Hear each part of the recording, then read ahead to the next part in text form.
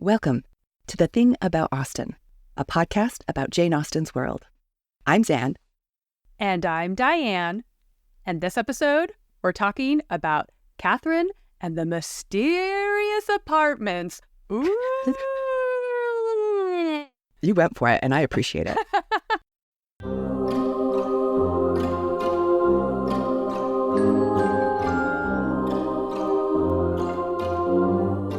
For this year's spooky season episode, we are delighted to welcome our guest, Kate Emery. Kate is a registered psychologist and near lifelong Jane Austen fan. As an avid reader, Kate believes that reading is a powerful tool to encourage empathy and healing. She doesn't remember the first Jane Austen book she read, but Austen has had a profound impact on her life since early adolescence. During the pandemic, Kate started the Austen Therapy meme page as a way to have fun and merge the many things she loves, and she now also co-hosts the Austen Therapy podcast. Kate's favorite Austen novel is Northanger Abbey, and she has a lot of thoughts on this particular scene from the novel, which makes her the perfect guest for this episode. Welcome, Kate! I'm so excited!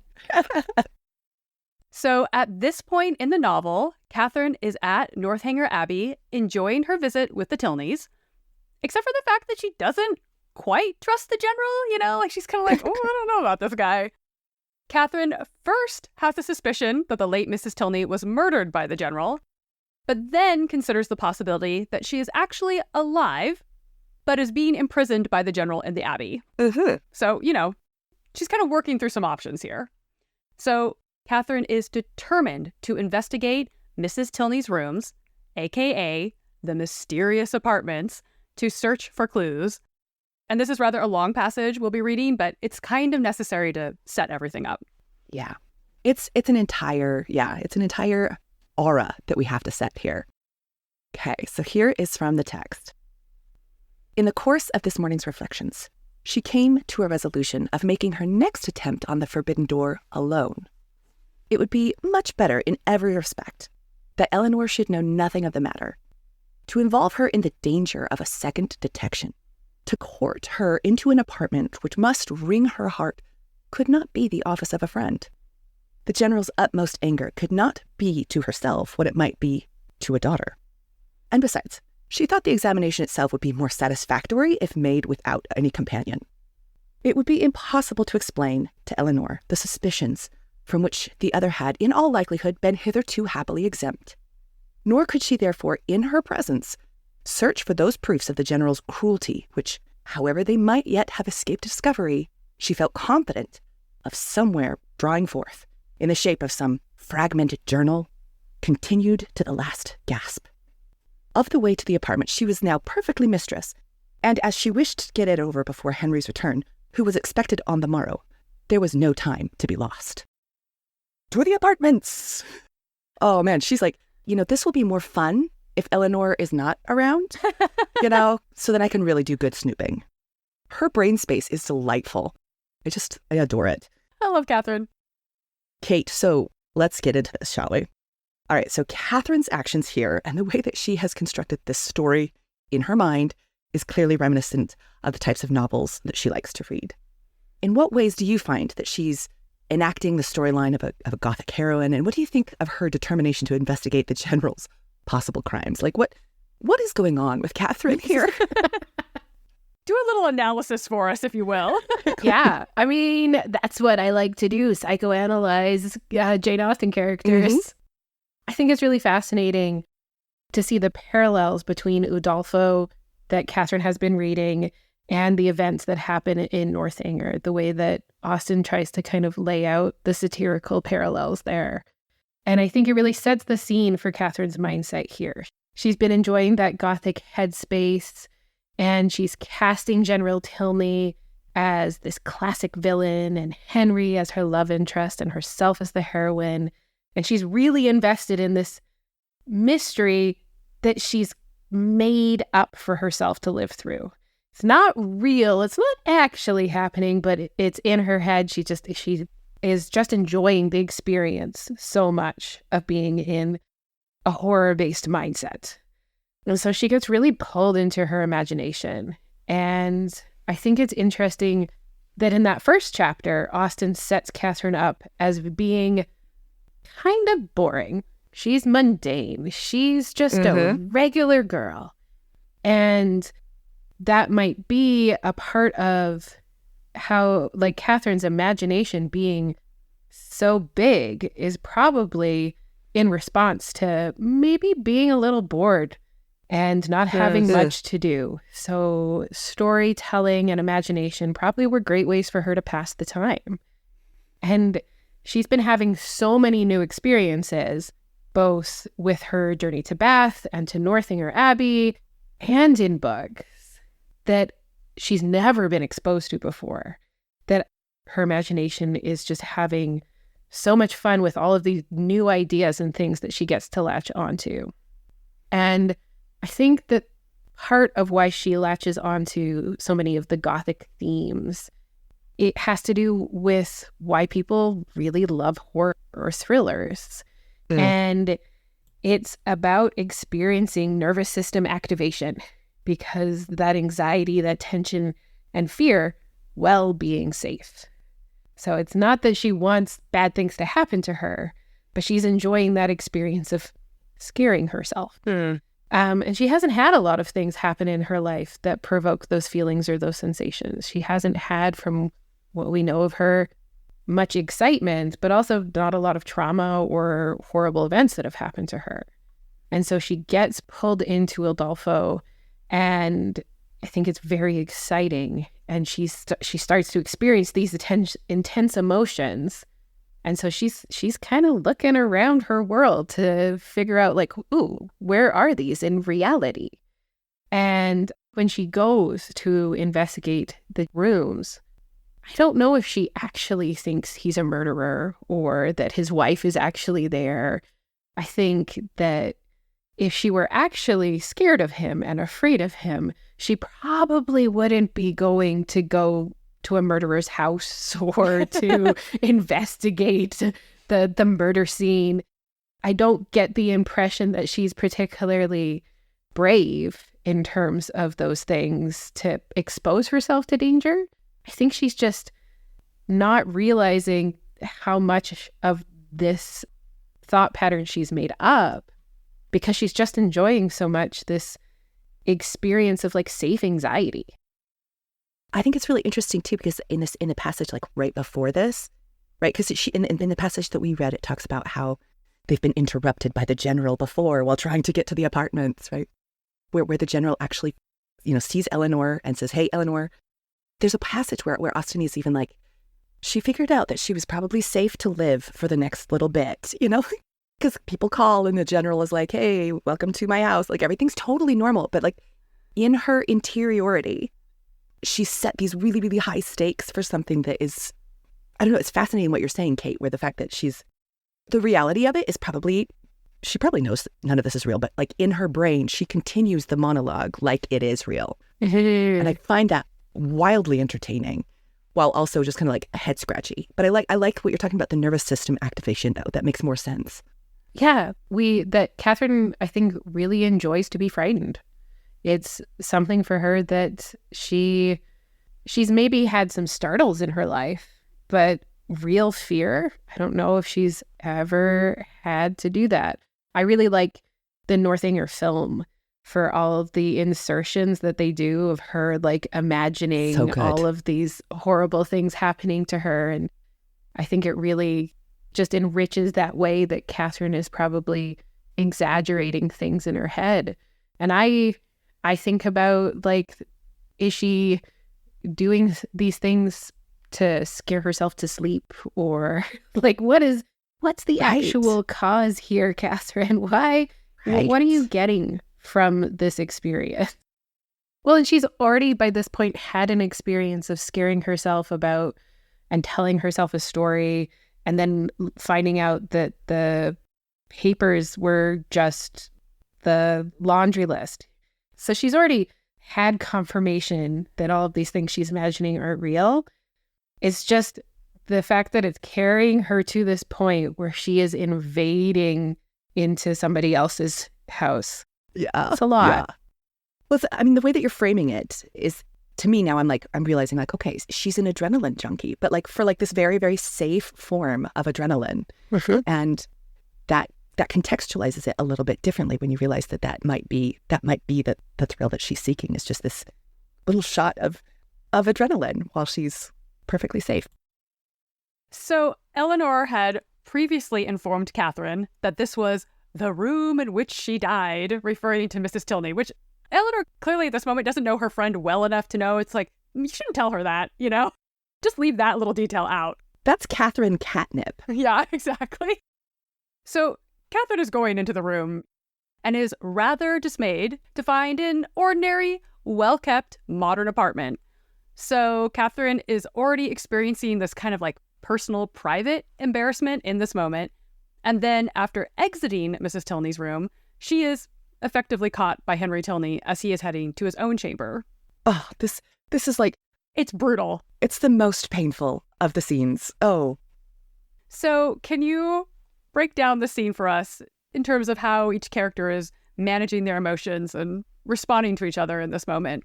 I think the first thing that I want to say is I just love Henry so much.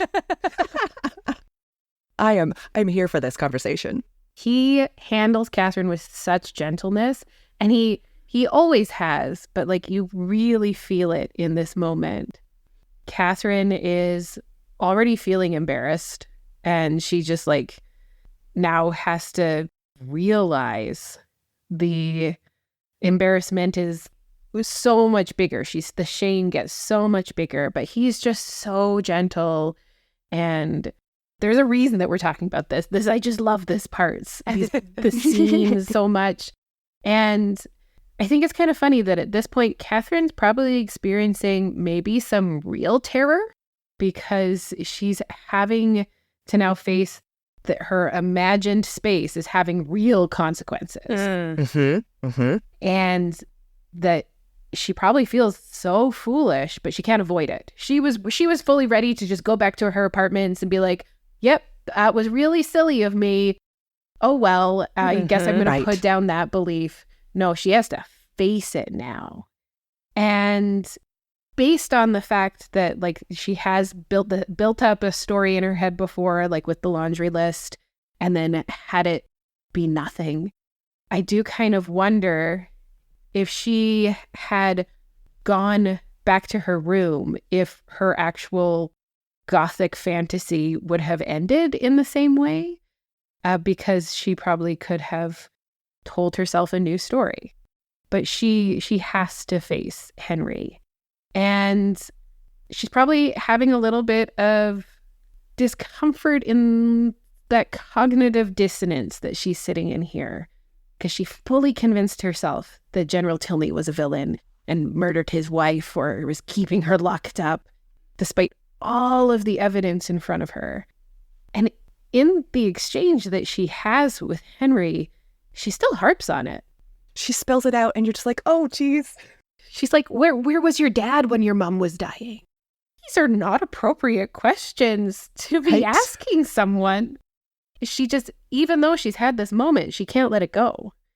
Henry just really tunes into the fact that Catherine seems upset. And I kind of think his gentle prying here is half like, why are you in this hallway? And half like, what's wrong? What did I miss? Yeah. Well, he's essentially caught her like going through the household medicine cabinets, you know? Like, yeah. Why are you in my closet? You know, it's very inappropriate. And I think the exchange that they have really speaks to the healthiness of their bond, because Catherine doesn't lie at all. She wants to avoid telling him things, but when he asks her, she tells the truth. And I like to think about this scene from Henry's perspective, that you've just caught your girlfriend investigating your dad for murdering your mother, but she's never talked to you about any of this before. And you'd probably be really confused and upset. But I always imagine the reproach that he gives her is probably quite soft. I can never imagine Henry being angry, just disappointed maybe. It is that classic, like, I'm not angry with you. I'm just Yeah. disappointed. And you're Yeah. like, let me crawl into a hole and I never know. be seen again. I know. You're right, though, Kate, that like he doesn't come out with like, what idiocy is this? You know, he comes out with like, what can you have been thinking? Like it's not an attack. It's a like, why would you think that? Which is, I do think that that is actually quite gentle considering what she's just laid out for him. Mhm. Yeah. And I think he probably thinks that she's quite silly. But I think that's what he likes about her. I think that he likes she's not Yeah. very serious.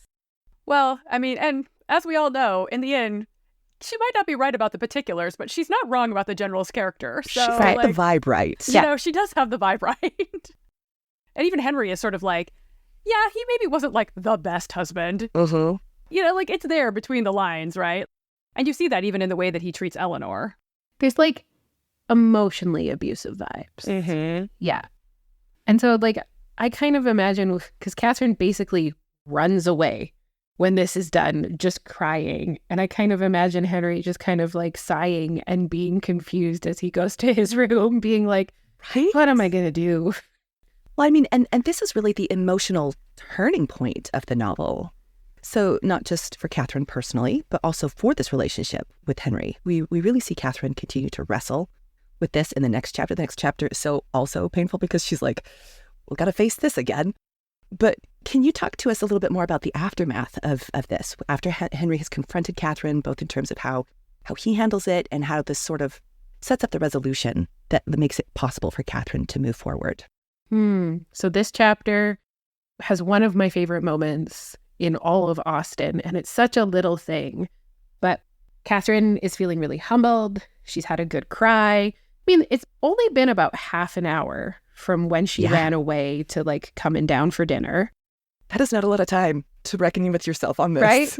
So she just like rolls through it real fast and she's like, fine, I'm going to go downstairs. I'm going to face him.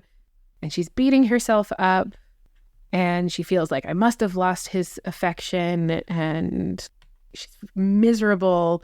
And she goes down and the quote that I just love is, "The formidable Henry soon followed her into the room, and the only difference in his behavior to her was he paid her rather more attention than usual. Catherine had never wanted comfort more, and he looked as if he was aware of it." Oh, That's pretty darn good. Yeah. And It's pretty darn good. it's like he's the secure attachment, just like the love interest that is so low conflict. He doesn't need to beat around the bush. He doesn't need to keep going back to this. He knows that Catherine didn't mean any harm. And he trusts her to grow from this experience. And he doesn't need to be right. So he just wants to comfort her. I'm like, it just makes me so squishy. Oh, The emotional maturity of that is quite staggering, honestly, in a really, really intense confrontation, honestly. Again, in a situation where he really does have every right to be incredibly offended, both on an emotional level and again, just like on a, why are you poking through our house? You know what I mean? Like, what she's done is really pretty offensive on two levels. Yeah. and I mean, like this is the moment where I think Henry becomes my favorite Austen hero, because he's gone from being that quirky, fun, flirty to just, he's always going to take care of Catherine and call her out, but in the best ways possible. And I think that's what allows Catherine to put aside any of her doubts about Henry. This is what makes it a turning point, because she's no longer sitting in this space of, does he like me? Doesn't he like me? I think she feels pretty sure after this moment. Because if your boyfriend was doubly kind to you after you falsely accused his dad of murder, he must like you quite a bit. Hot tip, hot dating tips. Yeah. Write that in to one of those advice columns. Does he like me?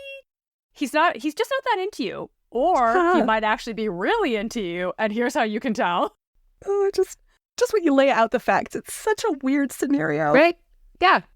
And I think at that point, Catherine doesn't have to stay in her fantasy anymore, because her reality is no longer boring.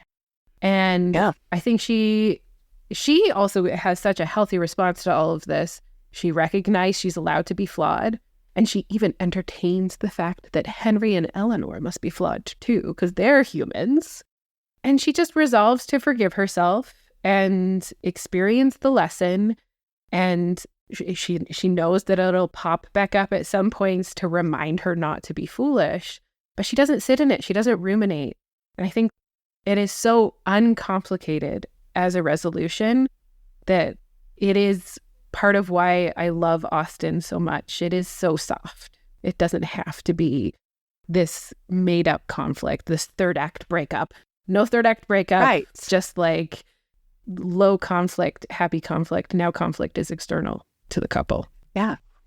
Because I think that movement to the external conflict is such an interesting thing in this context too, because this does feel like this is the big climactic moment of the book. It feels like to me often. At the same time, after this is when we do get the general turning out to be an absolute jerk and kicking her out. And she has to actually navigate a public space in a fairly fraught scenario. Like, it's actually an externally not safe situation for Catherine for a lot of the rest of the way home. And yet that doesn't seem as intensely confrontational, I think, as this scene here. And I think that what you're contextualizing for me, Kate, is the fact that this feels like she's been able to, like you said, move out of the imaginary space and move into the realistic. And so when the situation comes up, she's like, I got this. I can handle this. And she does. And it is kind of remarkable to see that maturation happen almost instantaneously. But it's because she's like, I can handle these things now. Like you said, it's a really cool way for Austen to handle conflict in a way that, again, the society is so fraught for women generally, but that's not actually the most fraught moment of this novel. Yeah, I love Austen because she writes characters, and this is a character-driven moment. It is Catherine's growth moment. And so Catherine has grown in this moment, so the conflict feels settled, even though she might face peril, which is like kind of funny when we're talking about like a horror setting for things, in that the actual things that could be horrific, that Catherine doesn't care anymore. Right. They don't get, they get very little screen time, honestly. Yeah. So this whole section of Northanger Abbey is often described as a, classic cautionary tale of not letting your imagination run wild. Like, keep your feet firmly on the ground, Catherine. Which begs the question, why do we enjoy flights of fancy, even if that fancy involves scaring ourselves? And why does Catherine maybe enjoy scaring herself? There's a lot of different theories around this and why we like scaring ourselves.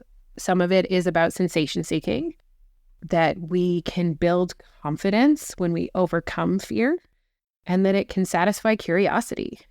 What is that experience like? I think the biggest frame for being able to enjoy scary things has to do with safety. So there's a fine balance between wanting to experience the feeling of danger and actually being in danger. When we are safe, we can move through those feelings of anxiety and fear and confusion without feeling like we're going to get stuck in them or that there's any real risk. So for Catherine, she's got a lot of safety, so she is able to have fun through this experience.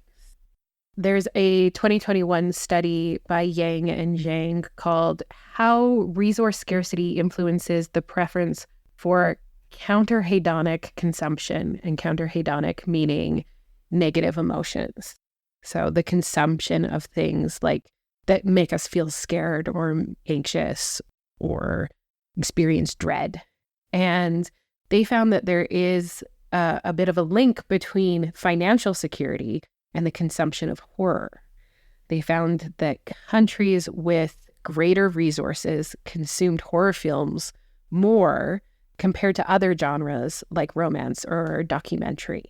And I think this plays into that idea that safety and a sense of control are needed to enjoy these things, because when we lack those things, we want to consume things that maybe make us feel positive emotions, joy and hope, instead of the negative emotions of fear or despair. everybody's a little bit different, but it's interesting to see that there's some general trends. And so Catherine has the financial and life security to be able to scare herself without taking any real risk. And I think it's interesting because, as we're talking about, she does have what could be a somewhat traumatic or fearful event happen after she gets kicked out of the house, and it doesn't evoke fear. I think it does speak to the fact that maybe this has also built her confidence up. Yes. She has been able to move through and fulfill that curiosity about those emotions without the danger. Well, she kind of has like the exact opposite experience, right? When she's being sent home of like, you know, that Eleanor gives her money so that she's not like thrown out penniless into the streets. When she's sort of confused about like doesn't know where to go to get kindly strangers basically like help her out and like be like, this is where you need to go. She's sort of like in such a daze the whole time that I don't even know. She's sort of like, you know, that experience when you drive home and you pull into your driveway and you're like, I don't know how I got here. How did I get here? Yes. That's sort of the feels like the experience that she's having that whole trip home. Yeah, she's a little dissociated, maybe.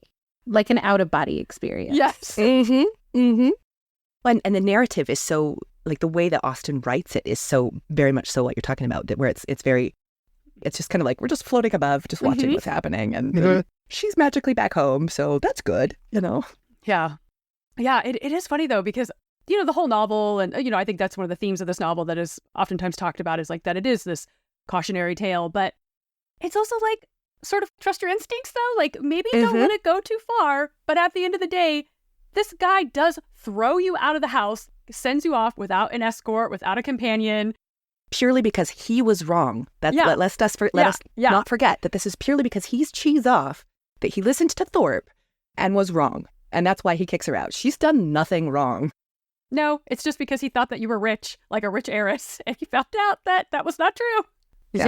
Yeah, because he's the one who listened to Thorpe. Yeah, anyone who chooses to listen to John Thorpe, yeah. It all calls back to, I mean, I love that, yes, Catherine learned some lessons, and she has to go on this kind of journey, this emotional journey, and there's a little, you know, some growing up that she has to do. But at the end of the day, like a lot of her sort of core of who she is, I think that still remains true, like who she is as a person. And even in that chapter right after Henry catches her outside of his mother's rooms and, you know, she's making all of her resolutions about like, okay, maybe Mrs. Radcliffe's works are not all entirely 100% accurate to life, you know, all of that. But there's this great line where it's, upon this conviction, she would not be surprised if even in Henry and Eleanor Tilney, some slight imperfection might hereafter appear. And upon this conviction, she need not fear to acknowledge some actual specks in the character of their father, who, though cleared from the grossly injurious suspicions which she must ever blush to have entertained, she's like, I take responsibility for it. Okay, that was bad. I should not have suspected him of that. She did believe, upon serious consideration, to be not perfectly amiable. She's like, okay, he's not a murderer, but you know what? He's not a nice guy. And like, I am 100% correct about all of that. Yeah, I think Catherine also maybe learned that she is a decent judge of character. Her imagination might create a bigger story than is there. Right. But she gets the vibe. Yeah. Don't let it run away from you. But you know what? Trust the gut instinct, right? Yeah. She doesn't like Thorpe. She's kind of like, there's something about you. She's not into the general. She's kind of like, what's going on with Isabella and my brother and your brother? You know, like what's this love triangle about? She's definitely picking up on things. Even in her relationship with Isabella, she tries really hard to like make excuses for Isabella a lot of the times, right? But you can tell that especially by the end of her time in Bath, she's like, these things that Isabella is saying are not matching with what is going on with Isabella. And so like her emotional intelligence is definitely increasing as we go along, I think. And so, yeah, so when she has this moment where she's had to really, you know, reckon with it, the fact that she does have a moment to sit back and be like, okay, took it too far, yes. But I don't think the general is a really nice guy. And I think that that's okay for me to say. And she's right. It's interesting, and we talk about this when we read through Northanger, the difference being that John Thorpe is, like, kind of gives her reasons to not be liked. Well, he does fully kidnap her, so there's Right. And that. straight up lie, But the general is like very kind to her face. So the things that she's picking up with him are like, how does he treat his kids and how does he treat the help? I think she notices a couple of times where she's like, they are not comfortable around their dad. Yeah. Yeah, she notices the tension. And I think imagination requires you to be observant.